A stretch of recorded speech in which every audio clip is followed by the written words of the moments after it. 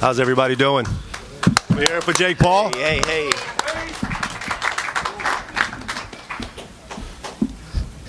On behalf of Jake and I, we want to thank ShowTime, first and foremost, for working with us for his last 3 events. We want to thank Gila River Arena or Desert Diamond Arena. And most of all, we want to thank Anderson Silva for accepting this fight and putting on the tremendous performance that he did. As far as all the media here, we really appreciate you. This business doesn't exist without you, so thank you for being here. Thank you for continuing to support Jake. Go ahead. Jake, over here. You've obviously long admired Anderson Silva, and you said yourself you were going to win this fight all week, but now that it is a reality, what are the emotions now that you've defeated one of your childhood heroes? It's surreal. I don't think it'll hit me until like a couple weeks from now. I feel like I'm living in a movie. You know, he was the one that told me I could accomplish anything if I set my mind to it.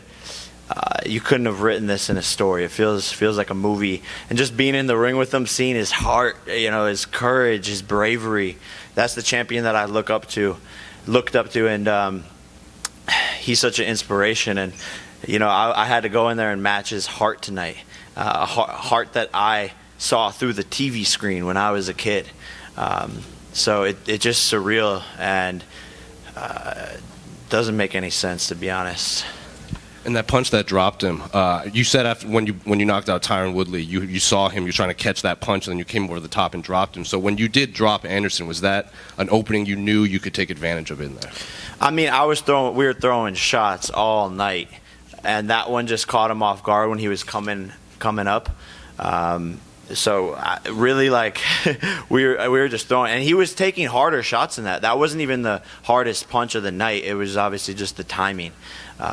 I was just surprised by his toughness because I was dropping sparring partners all camp with those shots to the body and shots to the head.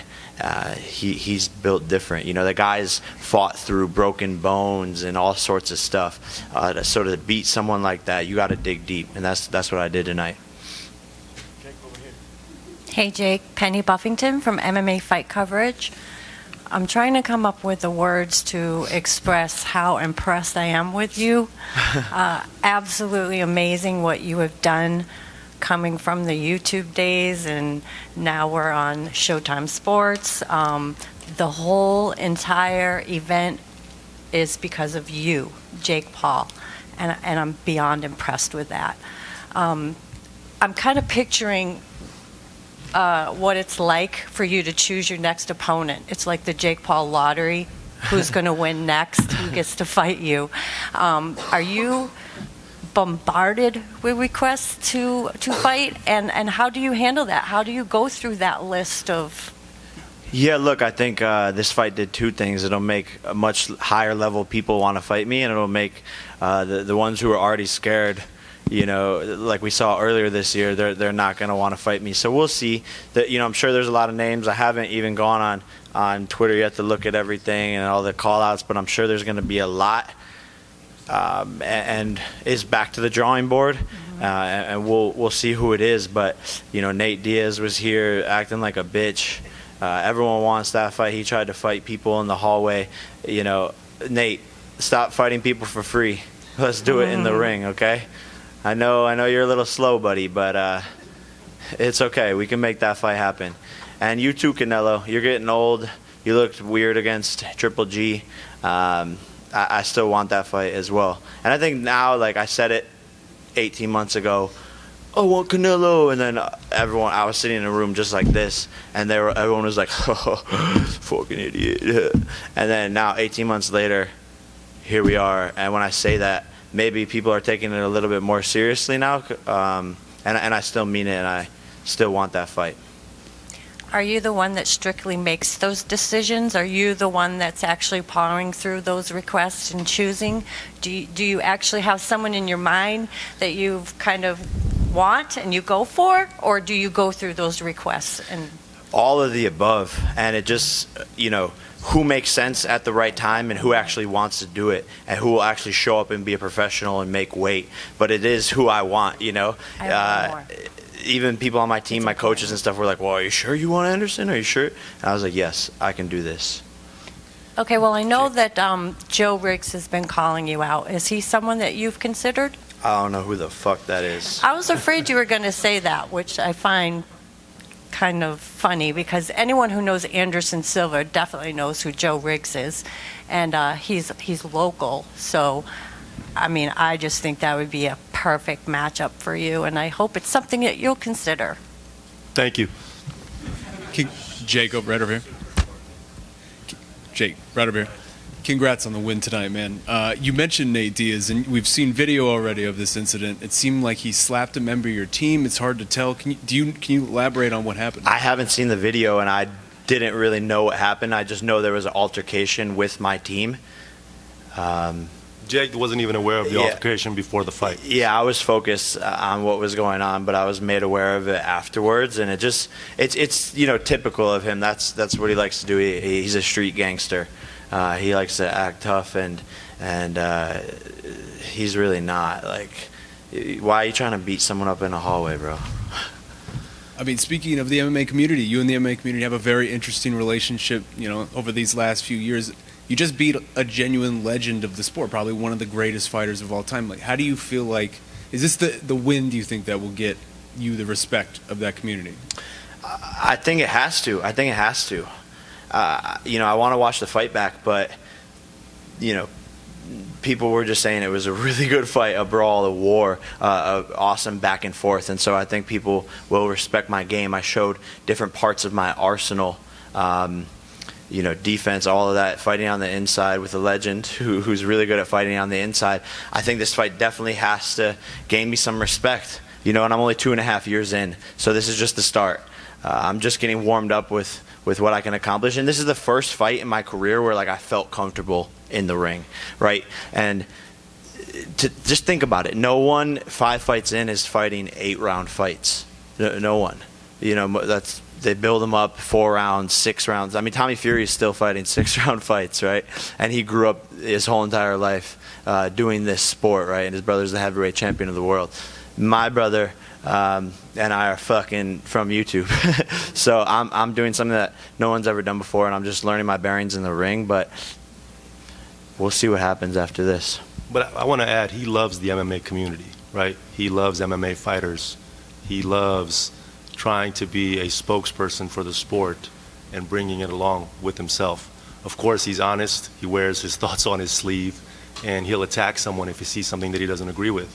But make no mistake, Jake Paul is a huge fan of MMA. I was a fan of MMA before boxing. Yeah, and so, and guys like Anderson Silva. So, oh, wow. I'm sorry. I just took a shower. Sorry. My God. Good job. Thank you, man.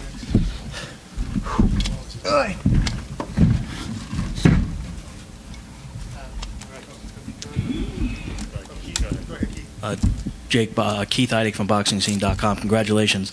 Thank you. As the rounds were unfolding, particularly in the second half of the fight, how close of a fight did you feel it was, and what did you think the scorecards would read, particularly after you got the knockdown in the 8th round? I thought it was 6 rounds to 2, which is what I think pretty much the judges had it scored as. My coaches were telling me in the corner, like, hey, you got that round, you didn't get that round. So yeah, I mean, it was tough all the way throughout. A couple close rounds, and I knew I just had to keep on working and working and working. But after I got the knockdown, yeah, and I knew that I had it in the bag. Hey Jake, Ben Davis from MMA Island. Congrats on the win. Deji expressed how impressed he was with your skills. No interest in KSI at this time? Man,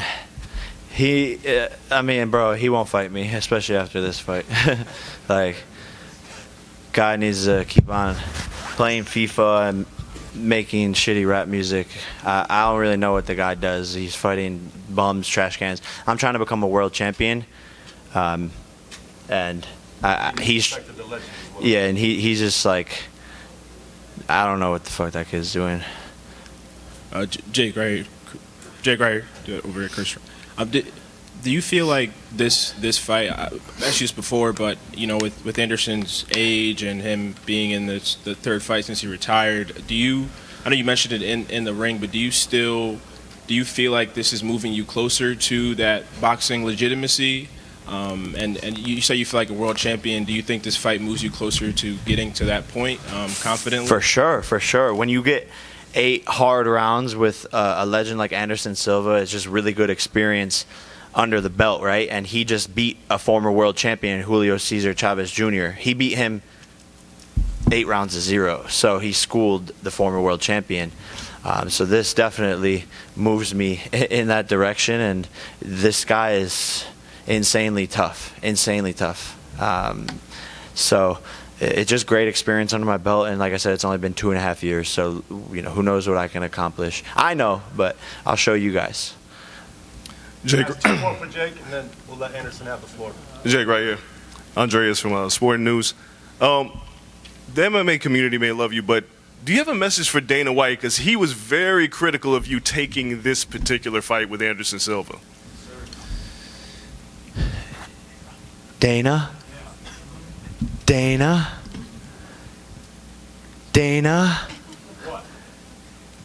Bro, you said I wouldn't do this, and I did it, and with flying colors. But he's in hiding. He's trying to do everything he can to stop my run, to sabotage my fights. He hates me.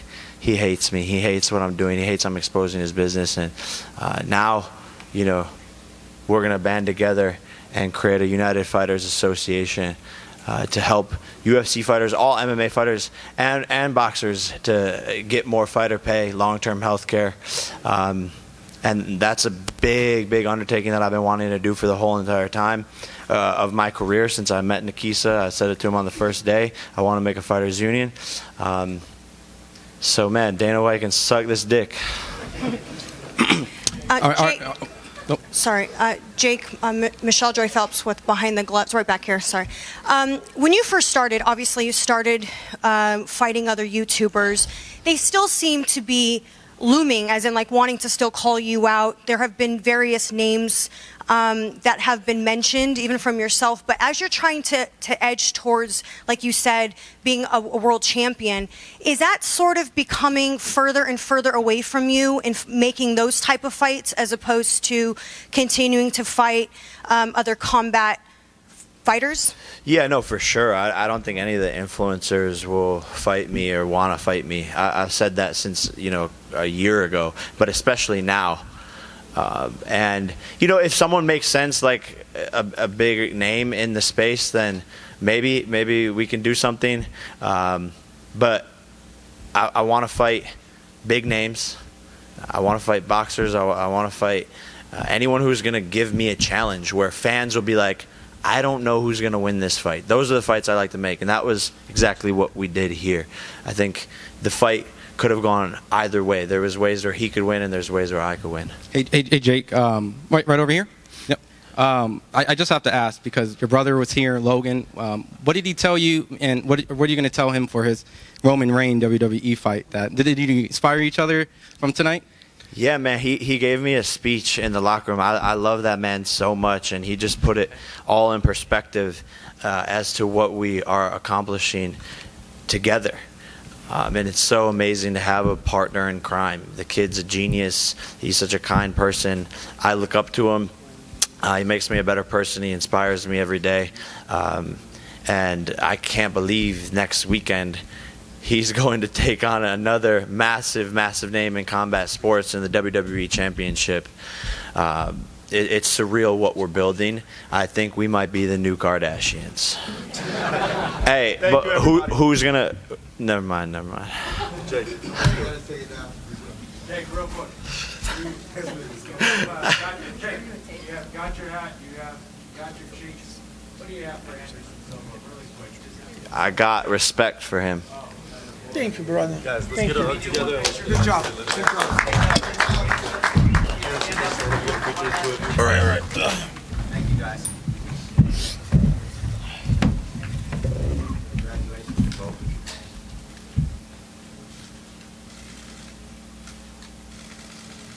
How about just Phoenix as a fight city? Most of the crowd? It was turn. Thank you, Jake. Thank you. Thank you, my friend. Okay.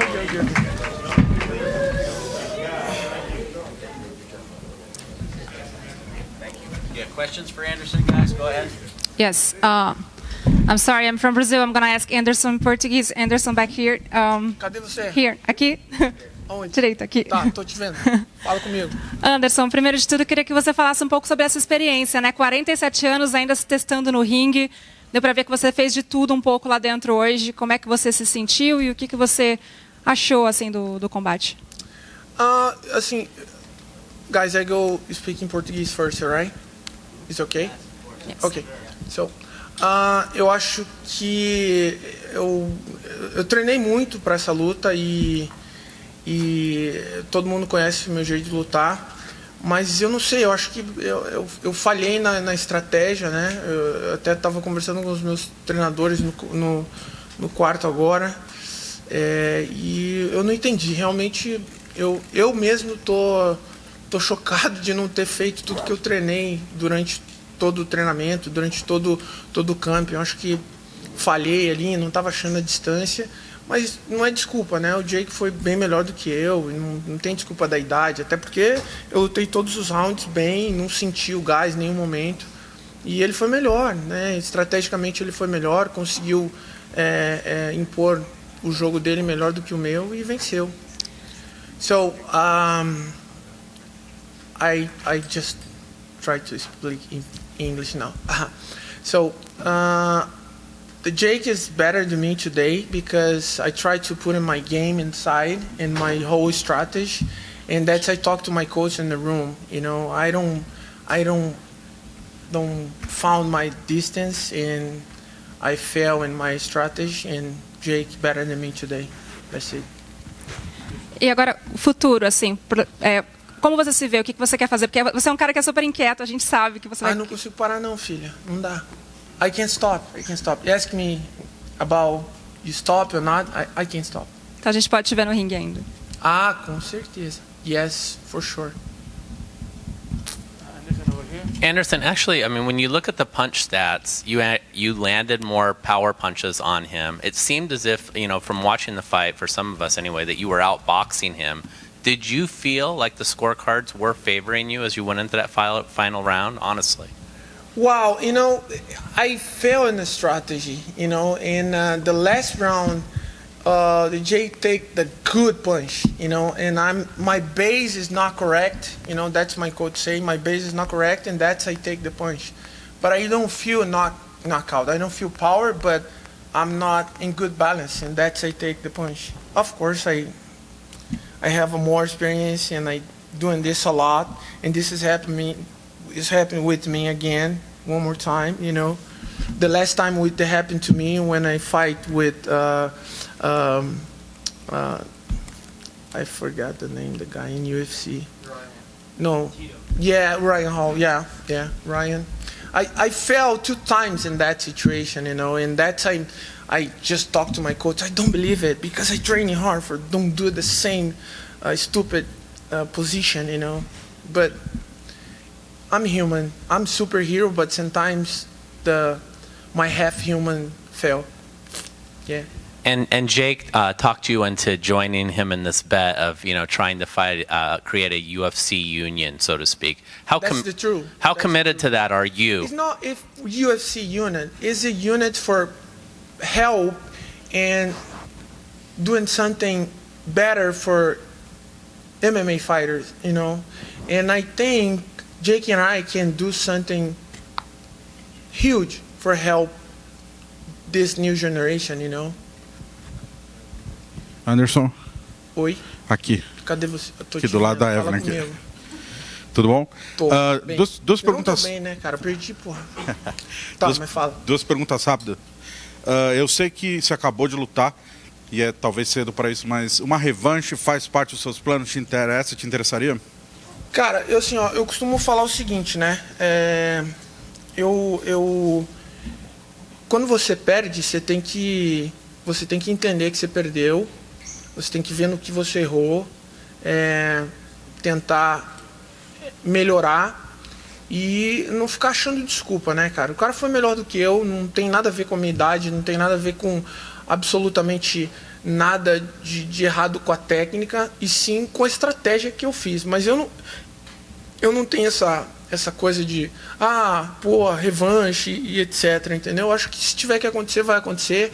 Eu acho que tem que dar os méritos para ele. Ele foi melhor do que eu e a gente tem que ver o que vai acontecer. E talvez aconteça, talvez não, mas eu tô tranquilo, sabe? Eu tô bem tranquilo. A única coisa que tá me corroendo é realmente eu ter errado na estratégia que eu treinei com os meus coaches, né? Então, isso tá me consumindo um pouquinho aqui. Tipo, porra, caraca, é muito burro, cara. Como é que você faz um negócio desse de novo?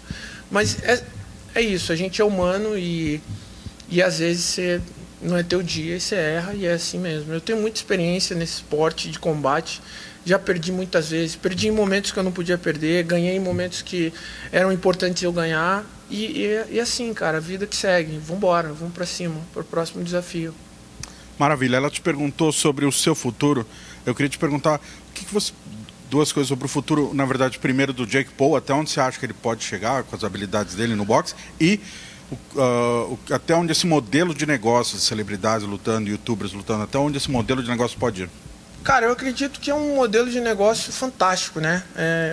Eu tenho uma visão seguinte, eu acho que o próximo passo para esse modelo de negócio do novo normal é agora os bilionários começarem a se enfrentar. Eu tenho certeza que isso vai acontecer num futuro próximo.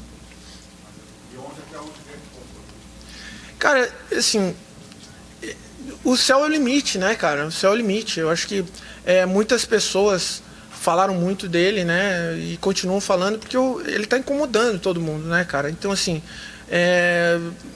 as pessoas podem falar, mas o problema de você falar muito é você não ter a coragem de fazer o que ele está fazendo, né? Ter a coragem de vir aqui e lutar, de treinar, de perder peso e vir aqui se dedicar e fazer show para todo mundo, né, cara?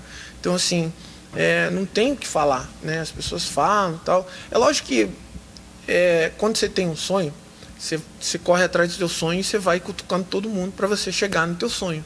Uma hora você chega onde você deseja, e é o que ele está fazendo. Eu espero que ele chegue onde ele quer. Hey Anderson, Ben Davis from MMA Island. Even with that knockdown in round number 8, were you confident you had done enough when it went to the scorecards?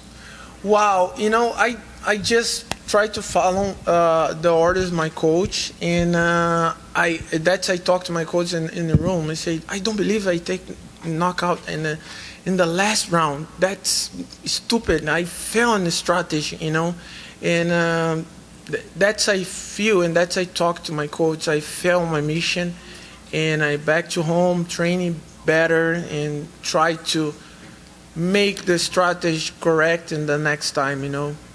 That's Marcus Hayes Anderson, right here. Anderson, here. Back here. Where are you? Hello, how are you? Okay, all right. You spoke in Portuguese. I couldn't understand exactly everything, but when asked about a potential rematch with Jake Paul, it was a very, very competitive fight. Some people thought you were winning before the 8th round.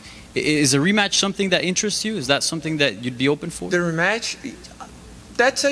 I respond to the guy, the Brazilian guy now. I think it's very important that people respect the moment, the Jake's moment now. I'm Black Samurai, I know I lost. I know I failed in my whole strategy, and my opponent win, and I need to respect that. I'm not the same the other guys fight with Jake, I need revenge, I need rematch. I don't know. Let's go see what happened, and maybe, I don't know. And you mentioned inside of the ring that you're absolutely going to continue. There's no doubt about that. So what is next for you? If you can, I know we're just fresh off the fight, but if you can look in the future, what do you think is next? What things do you want to get accomplished before you? Wow, my next challenge for myself is I go to the Jiu-Jitsu tournament in Dubai, in Abu Dhabi, and we'll see. I just go back home and start. I go to visit my parents in Brazil, and I go start training with my coach, Ricardo de la Riva, and I go to Dubai for continue my training with Ramon Lemos, and training to the new tournament in Dubai, Abu Dhabi. Congratulations. Thank you very much. Thank you, guys. Thank you. Thank you. Have a good night, guys. Thank you.